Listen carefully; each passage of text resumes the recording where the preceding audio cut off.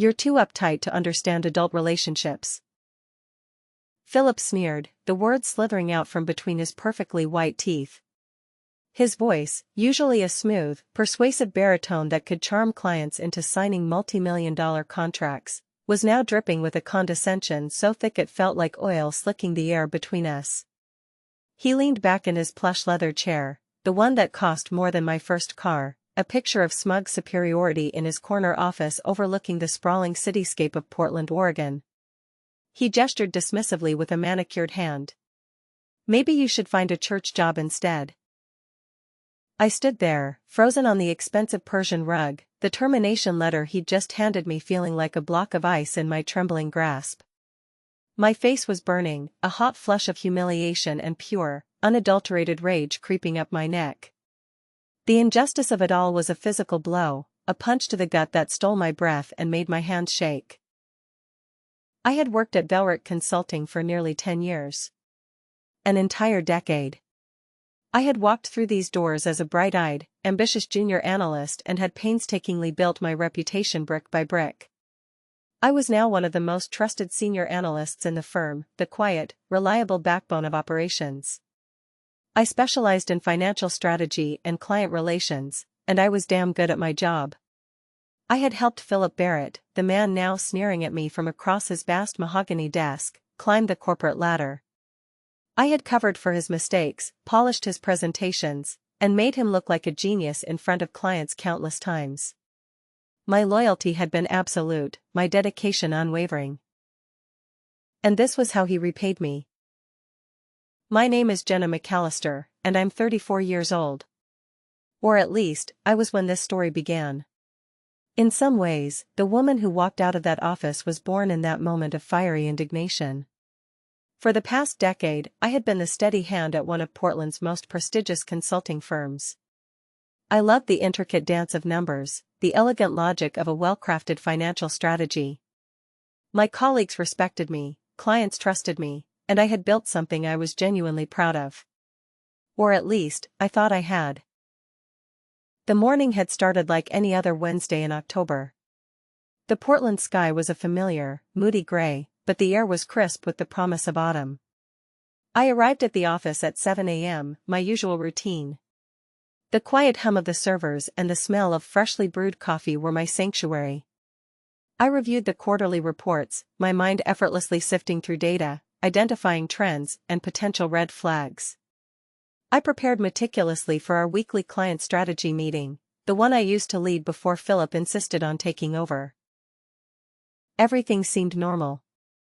Until Philip called me into his office with that familiar, predatory smirk that always meant trouble. I should have known something was coming when he closed the heavy oak door behind me, the soft click of the latch sounding like a cell door locking into place. He gestured for me to sit down in one of the 2 chairs facing his desk, chairs usually reserved for high-value clients or senior partners. Jenna, we need to discuss your future here, he had said, his tone suddenly formal and cold, a stark contrast to the easygoing charm he usually employed. I felt my stomach drop, a leaden weight pulling me down. Is there a problem with my work? I asked, my voice betraying a slight tremor despite my best efforts to remain composed. It's not about your work performance, Philip replied, shuffling papers on his desk without making eye contact. The evasiveness was a classic Philip move, a way to make you feel off balance before he delivered the killing blow. It's about your attitude. Your refusal to be a team player. I knew exactly what he was referring to. It was a thinly veiled reference to an incident from 2 days prior, an incident that had sealed my fate, though I hadn't realized it at the time. He had asked me to lie about his whereabouts during a crucial client dinner. A simple lie, he'd called it. Just a little white one to smooth things over. He wanted me to tell Walter Goodwin, our biggest client, the bedrock of our firm's profitability, that Philip had been with me in a late-night strategy session. The truth? He was at a boutique hotel across town with Walter's wife, Christine. I had refused. Point blank. I won't do it, Philip, I had said, my voice low but firm. I stood in this very office, feeling the weight of my own integrity. I will not compromise my professional ethics, nor will I risk the firm's relationship with our most important client, for this. Whatever this is. Philip's jaw had tightened then, a flicker of something cold and hard in his eyes. For a split second, the charming mask slipped, and I saw the ruthless ambition beneath. But then it was gone, replaced by a patronizing smile. "You're making a mountain out of a molehill, Jenna," he'd said smoothly. "But fine. Have it your way." I thought that would be the end of it. I was so wrong. Now, sitting in his office with the termination letter in my hands, I realized just how vindictive he could be. The letter was a masterpiece of corporate doublespeak, citing a failure to maintain professional standards and an inability to work collaboratively. It was all corporate speak for refusing to cover up his sordid affair. As I stared at Philip's smug expression, something cold and calculating settled in my chest, extinguishing the hot fire of my rage. He thought he could destroy my career, my reputation, everything I had worked for, just to protect his secrets. He was about to learn how wrong he was. The path that led to this moment had been building for months. Philip Barrett was a charismatic man in his early 40s, the kind of person who could charm his way into any room and make everyone feel like his best friend. When I first started working directly under him 5 years ago, I admired his confidence and business acumen. He seemed like a born leader, someone who could teach me the finer points of client management and strategic consulting. What I didn't realize then was that Philip's charm was a carefully constructed mask that hid his true nature. Over the years, I had watched him manipulate colleagues, take credit for other people's work, and bend the truth whenever it suited his purposes. I told myself that this was just the way business worked at the highest levels, that I needed to learn to navigate these gray areas if I wanted to succeed.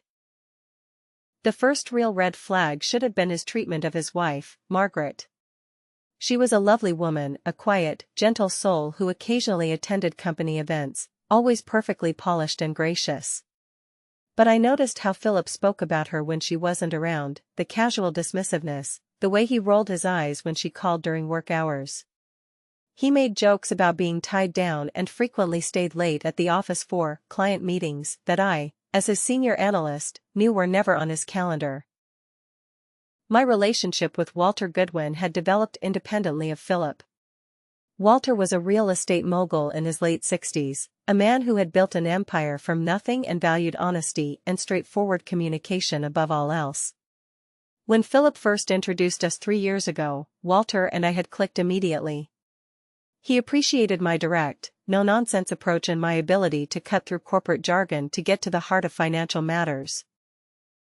"Jenna always tells me the truth, even when it's not what I want to hear," Walter often said during meetings. "That's why I trust her judgment." This trust had made me invaluable to the firm. Walter's company, Goodwin Properties, represented nearly 40% of our annual revenue. His projects were complex and lucrative, requiring careful financial modeling and strategic planning, all of which fell under my purview. Over time, Walter began requesting that I be present at all major meetings, and he often called me directly when he had questions about our proposals. Philip initially seemed pleased with my relationship with Walter, but I began to notice a shift in his attitude over the past year. He started making snide comments about my special relationship with our client, suggesting that I was overstepping my bounds. He began excluding me from certain meetings and tried to limit my direct contact with Walter, insisting all communication go through him. I thought this was just professional jealousy, a boss feeling threatened by a subordinate's success. I never imagined the real reason behind his behavior until I accidentally walked in on him and Christine Goodwin in the conference room after hours. They sprang apart like guilty teenagers, and Christine quickly excused herself while Philip tried to play it off as a business discussion. That was when I realized that Philip's sudden interest in managing the Goodwin account personally had nothing to do with business strategy and everything to do with his desire to continue his affair with Walter's wife. The breaking point came exactly 1 week before my termination. Philip had been growing increasingly reckless with his affair, and I found myself in the uncomfortable position of having to cover for his absences and mysterious meetings. He seemed to think that my loyalty to the firm meant I would automatically protect his secrets, no matter how dangerous they became. On that Tuesday afternoon, Walter called the office looking for Philip. He needed to discuss an urgent issue with a property acquisition that required immediate attention. Philip was supposed to be in the office, but I knew he was actually at the downtown Marriott with Christine because I had seen his calendar request for a private client meeting at a location that didn't match any of our actual clients. "Is Philip available?" Walter asked when I picked up the phone. "I need to go over these financing terms before the deadline tomorrow." I hesitated for a moment, feeling the weight of the decision. I could lie and say Philip was in another meeting, or I could tell Walter the truth and potentially expose the affair. Instead, I chose a middle path. "He's out of the office on a client matter," I said carefully. "But I can review the financing terms with you and have him call you first thing tomorrow morning." Walter seemed satisfied with this arrangement, and we spent an hour going over the complex details of the acquisition. I made detailed notes and promised to brief Philip as soon as he returned. When Philip finally came back to the office at 5 p.m., his hair slightly disheveled and his tie loosened, I could smell Christine's cloying perfume on his jacket. "Walter needs to speak with you urgently about the Morrison property acquisition," I told him, handing over my notes. Philip's face went pale as he realized how close he had come to being caught. "What did you tell him?" "That you were out on a client matter," I replied evenly. He stared at me for a long moment, and I could see the wheels turning in his head. He was calculating how much I knew and how much of a threat I posed to his carefully constructed double life. "Good," he said finally. "That's exactly what you should have said." But I could see the suspicion in his eyes, the growing realization that I was no longer the naive analyst who would blindly follow his lead. 2 days later, he called me into his office and made his request explicit. "If Walter asks where I was during the Henderson dinner tomorrow night, tell him I was with you, working on the quarterly projections." The Henderson dinner was a major networking event that Philip was supposed to attend. Instead, I knew he planned to meet Christine at her friend's cabin outside the city while Walter was out of town on business. "I won't lie for you, Philip," I said quietly. "Especially not to Walter." His expression hardened. "I'm not asking you to lie. I'm telling you what's best for the firm." "What's best for the firm is maintaining our integrity with our biggest client." That was the moment I sealed my fate, though I didn't realize it at the time. Philip's mask slipped completely, and I saw the cold calculation beneath his charming exterior. He had already decided that I was too dangerous to keep around, and my refusal to participate in his deception only confirmed his decision. Looking back, I should have seen the termination coming. But at the time, I thought my years of loyalty and my value to the firm would protect me. I was wrong about a lot of things, but I was right about one crucial detail: Walter Goodwin valued honesty above all else. And he was about to learn just how dishonest his trusted consultant had been. The morning after my termination, I woke up in my downtown Portland apartment with a strange sense of clarity. For the first time in months, I didn't feel the constant knot of anxiety in my stomach that had become my daily companion. Philip thought he had destroyed me, but he had actually set me free. I made coffee and sat at my kitchen table, staring out at the Columbia River as I planned my next move. The termination letter sat in front of me, along with the box of personal items I had packed from my office. But hidden beneath my desk calendar and coffee mug was something Philip didn't know about: a USB drive containing copies of every email, calendar entry, and document that had crossed my desk in the past 6 months. As Walter Goodwin's primary point of contact, I had been copied on countless communications that Philip probably forgot existed. Travel receipts for hotel stays that coincided with Christine's spa weekends. Calendar invites for strategy sessions that never appeared on any official client schedule. Even expense reports for dinners at romantic restaurants that Walter certainly hadn't attended. I had started collecting this information 3 months ago, not because I planned to use it, but because I had a growing sense that Philip's recklessness would eventually catch up with him. My background in financial analysis had taught me to always maintain detailed records, and my instincts told me that Philip's affair was heading toward disaster. Now, as I scrolled through the files on my laptop, I began to see a pattern that was even more damaging than I had initially realized. Philip hadn't just been having an affair, he had been using company resources and client funds to facilitate his relationship with Christine.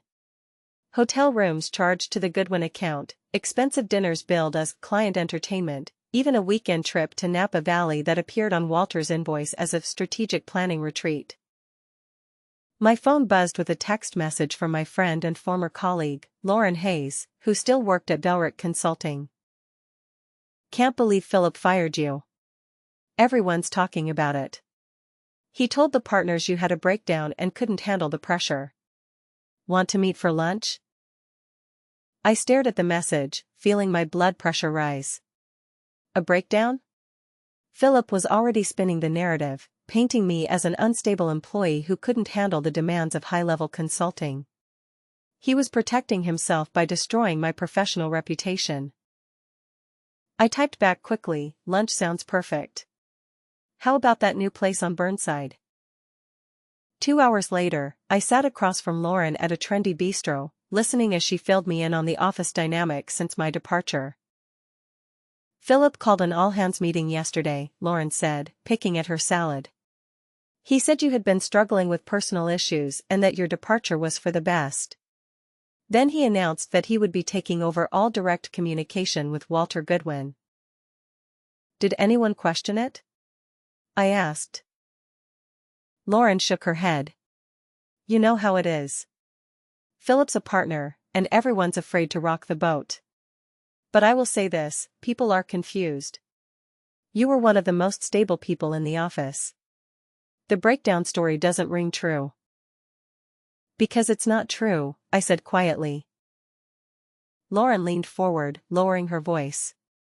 "What really happened, Jenna?" I hesitated for a moment, then decided to trust her. Lauren had been my closest friend at the firm, and I knew she had her own concerns about Philip's management style. "Philip asked me to lie to Walter about his whereabouts," I said. "He's having an affair with Christine Goodwin, and he wanted me to cover for him during client events." Lauren's eyes widened. "Christine Goodwin? Walter's wife?"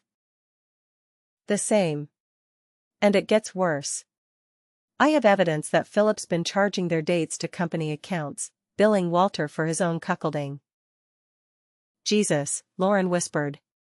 "Do you have proof?" I nodded. "More than enough. The question is what to do with it." Lauren was quiet for a moment, processing the implications.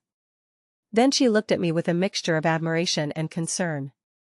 "You could destroy him," she said finally. Yes, I agreed. I could. That evening, I sat in my home office, drafting the most important email of my career.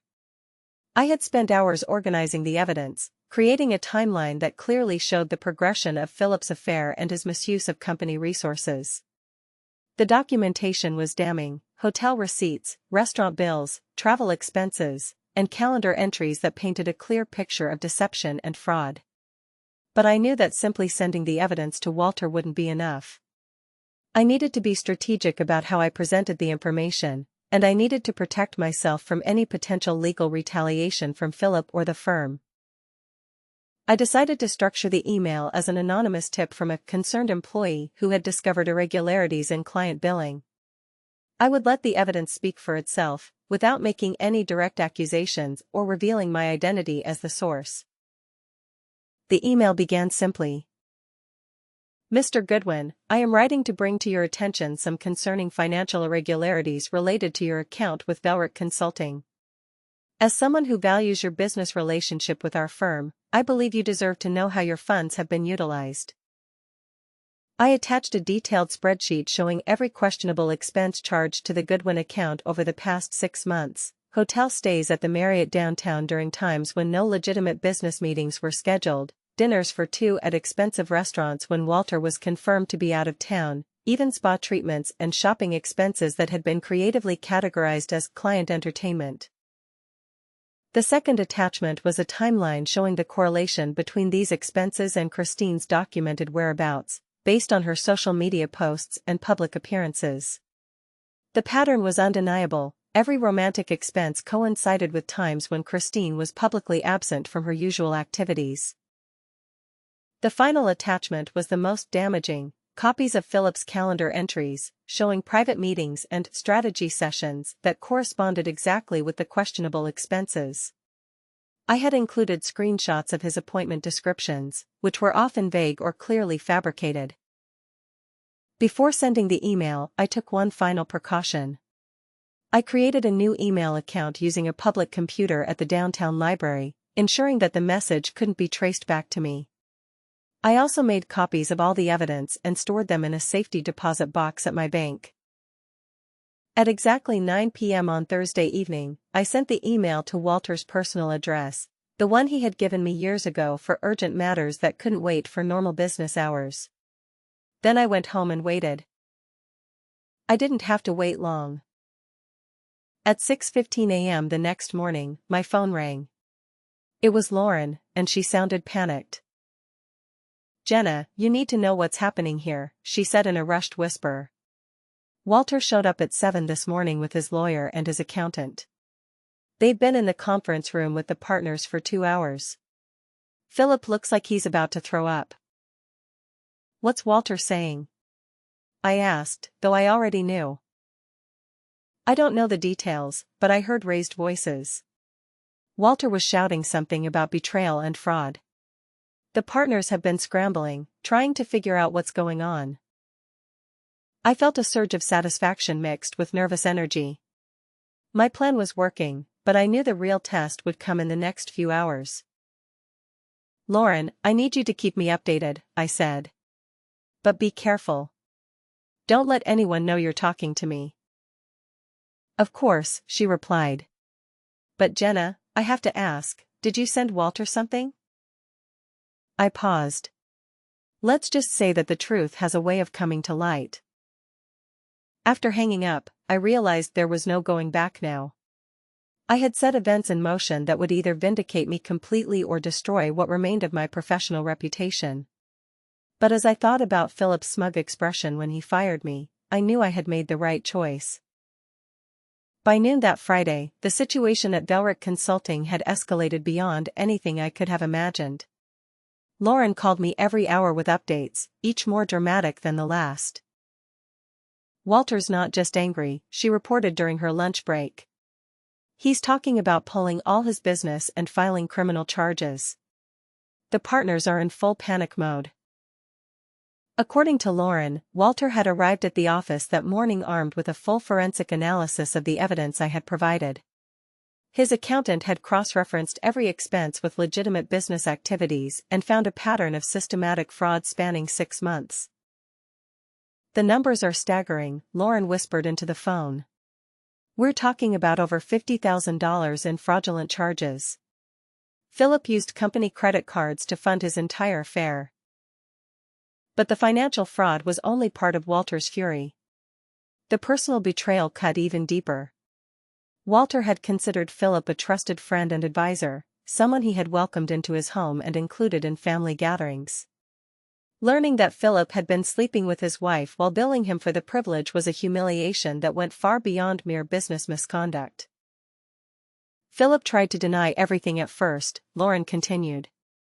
"But Walter had copies of hotel security footage, credit card receipts, even Christine's confession from this morning." That detail surprised me. Christine confessed? Apparently, Walter confronted her last night after receiving the anonymous email. She broke down and admitted everything. She's been having an affair with Philip for 8 months. I felt a complex mixture of emotions: satisfaction that the truth was finally out, sympathy for Walter's pain, and a grudging respect for Christine's decision to come clean rather than continue the deception. The afternoon brought even more dramatic developments. Lauren texted me at 3 p.m., "Emergency partners meeting. Philip's been suspended pending investigation." An hour later, Walter's demanding Philip's immediate termination. "Partners are trying to negotiate." By 5 p.m., the final blow had fallen. Lauren called me with the news I had been waiting for. "Philip's been fired," she said, barely able to contain her excitement. "Terminated for cause. No severance, no references, and the firm is considering legal action to recover the stolen funds." I sat in stunned silence for a moment, processing the speed and completeness of Philip's downfall. Less than 24 hours ago, he had been a powerful partner at one of Portland's most prestigious consulting firms. Now, he was unemployed, disgraced, and facing potential criminal charges. "There's more," Lauren added. "Walter specifically asked about you during the meeting. He wanted to know if you were available to return to the firm." My heart raced. What did the partners say? "They're terrified of losing Walter's business completely. He made it clear that your termination was one of the reasons he lost confidence in the firm's judgment. He said, and I quote, Jenna McAllister was the only person in this place who maintained professional standards." The irony was almost overwhelming. Philip had fired me to protect his secrets, but my termination had actually accelerated his downfall by removing the one person who might have convinced him to end his affair quietly. Philip had ensured that his deception would eventually be exposed in the most damaging way possible. "Are they offering me my job back?" I asked. "Better than that," Lauren replied. "Walter's insisting that any future relationship with the firm must include your direct involvement in all his accounts. The partners are prepared to offer you a senior partnership track to keep him happy." I leaned back in my chair, feeling a sense of vindication that was almost overwhelming. Philip had tried to destroy my career, but instead, he had inadvertently positioned me for the biggest promotion of my professional life. As I hung up the phone, I realized that my revenge was complete. But more importantly, I had learned something valuable about the power of truth and the importance of maintaining my integrity, even when it seemed costly in the short term. Monday morning arrived with the crisp clarity of a Portland autumn day, and I walked into the offices of Velrick Consulting for the first time in 5 days, feeling like a completely different person. The receptionist, Maria, looked up in surprise as I entered the marble-clad lobby. "Jenna. I heard you were. I mean, we didn't expect to see you back so soon," she stammered. "Change of plans," I replied, with a smile that felt genuine for the first time in weeks.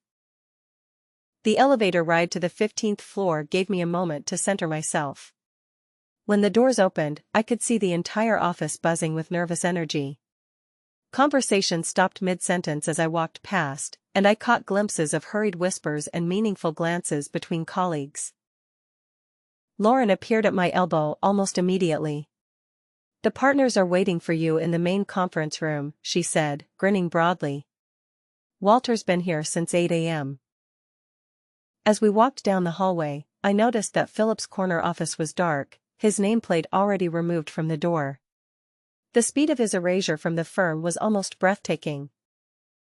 "How are you feeling?" Lauren asked quietly. "Vindicated," I replied honestly.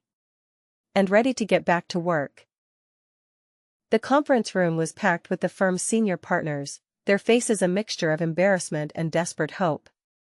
Walter sat at the head of the table, looking older than I remembered, but with a determined set to his jaw that I recognized from our most challenging negotiations. He stood as I entered, extending his hand with a warmth that had been absent from our recent interactions. "Jenna," he said simply.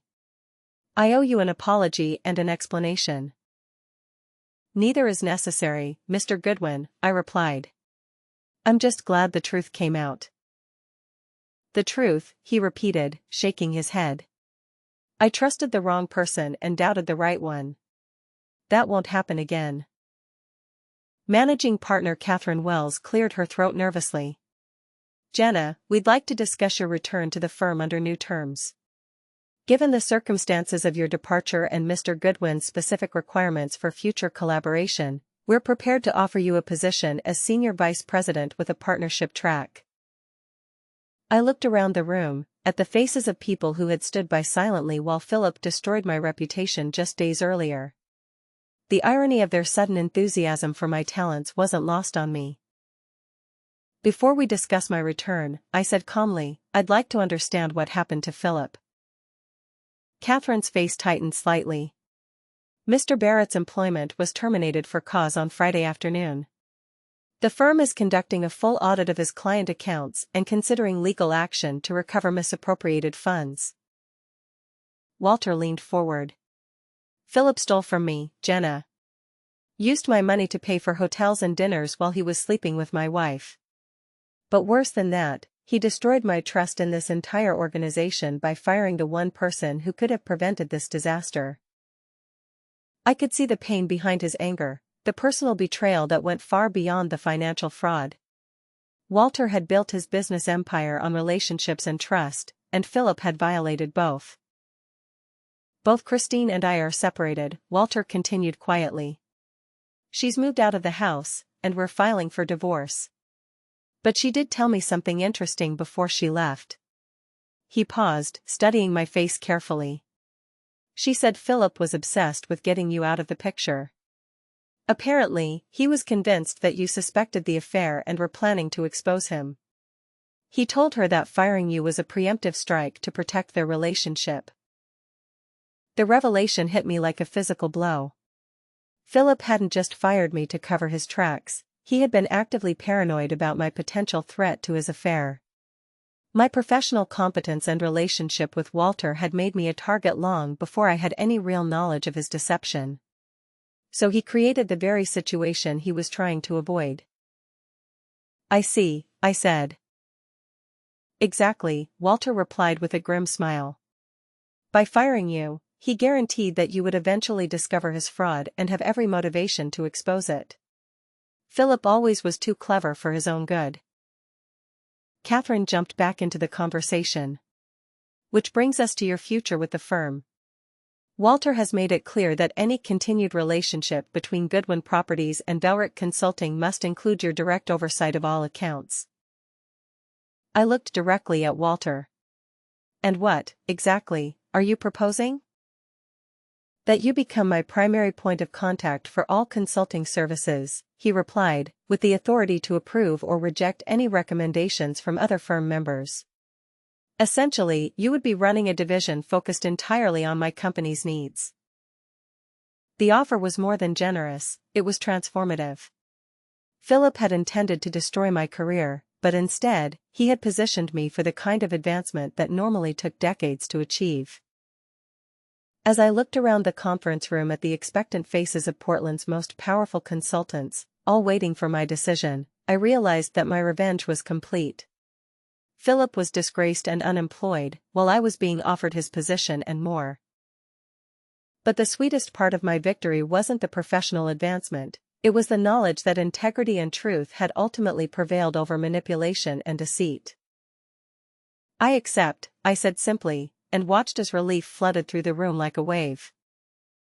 The path forward stretched ahead of me, bright with possibility, and built on the solid foundation of trust one had spent years establishing with Walter and other clients. Philip had tried to destroy me, but instead, he had inadvertently set me free to reach heights I never could have imagined while working under his shadow. Sometimes, the best revenge is simply living well. But in this case, living well meant stepping into the position that my tormentor had vacated in disgrace. As I shook hands with each partner and began planning my new role, I couldn't help but smile at the beautiful irony of it all. Looking back on this whole experience, I realized that standing up for my principles wasn't just about refusing to lie for Philip. It was about defining who I wanted to be in the world, and that choice ultimately shaped everything that followed.